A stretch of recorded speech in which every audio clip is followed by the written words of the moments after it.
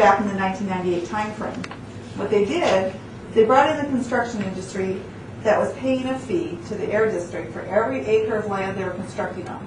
At that point in time, the fee was about $48 an acre. They asked them to pay $200 an acre. Quite a change. The construction community said, yes, we will do that, but you have to help us control the dust from our construction sites. And they put together a committee funded by these fees from the construction industry, and they called it the PM10 Research Advisory Committee. The PM10 Research Advisory Committee was made up of representatives of the construction industry, the engineering industry, the county planning department, the county air quality department, and the water quality department. And this committee put out a tender, asked for someone to come up with a new way of controlling dust on construction sites. Give us a new program. The successful bidder on that particular tender was a combination of air quality scientists, geotechnical scientists, and a company that did dust control on construction sites using chemicals, pollutants, other pollutants. I'm trying to think of a good example. Lignin sulfonates and carbon oxides, all kinds of different chemicals to try and help keep construction dust down. And what they did was a research of all the different current control programs that were in these desert Southwest communities. They were all very prescriptive. They said you will use this much water. You will have this many water trucks on site at all times. You will control track out on roads. You will have X number of water poles. You will do this, you will do that. They were all exactly in that format. This group took a look at the soils, the actual soils that were in Clark County, and decided that not all soils are created equal, and that not using the same amount of water on every soil is going to work. Some soils are hydrophobic, the water just runs off.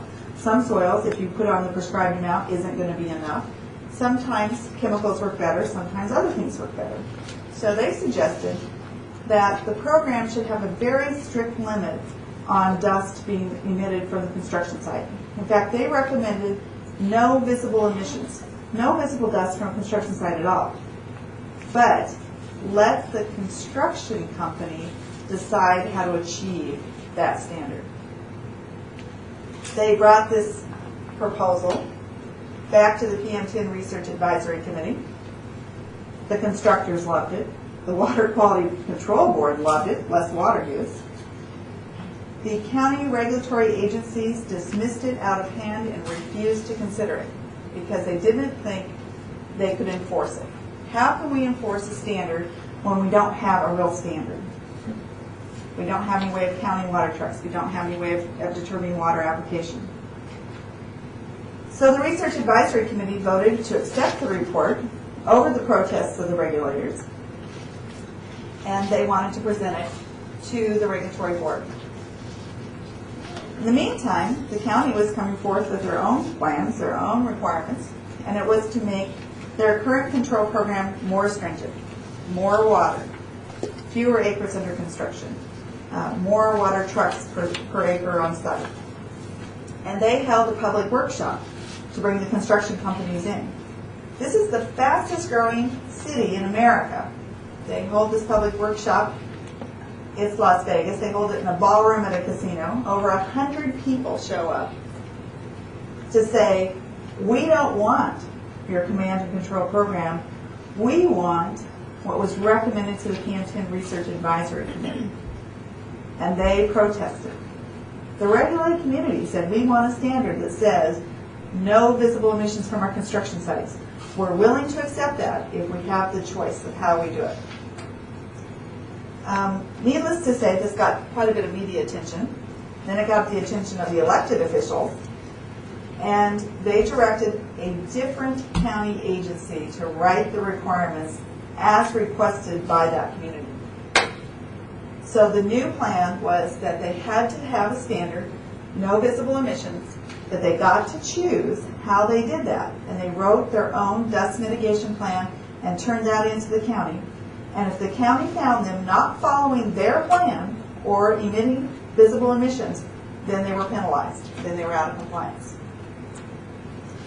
This had to be put into the state plan, which then had to go to the US EPA, which said, we're not accepting this. This isn't going to work. How are you ever going to enforce it? Same story. County worked with the EPA, finally got the EPA to agree to this. So starting in 2004, with the EPA's approval, they started to check to see where they were with the standard. Between 2004, 2005, and 2006, by the time it was fully implemented, they had not exceeded the PM10 standard 3 times in 3 years, and they were now in attainment. The fastest attainment status of any severe PM10 standard in the United States. Nobody had ever done it that fast. This construction program left Clark County. I don't know if you guys have the ad campaign, which goes on in Vegas, stays in Vegas, but this didn't stay. EPA then asked Maricopa County to accept it, San Joaquin Valley to accept it. Imperial Valley came in and accepted it.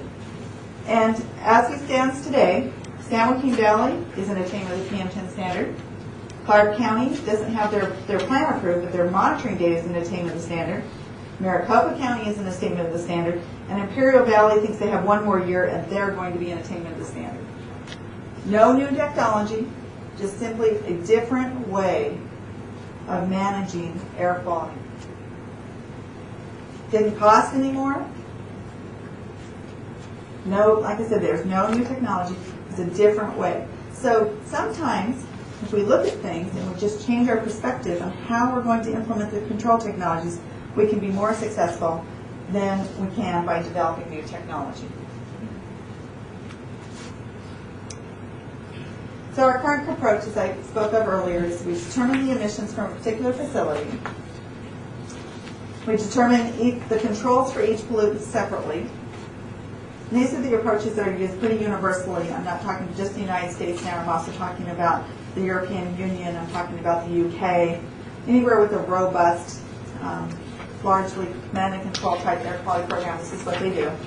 And then they give the facility a permit or an authoritative order or some kind of requirement. You have to meet these limits. And that's how they look at it.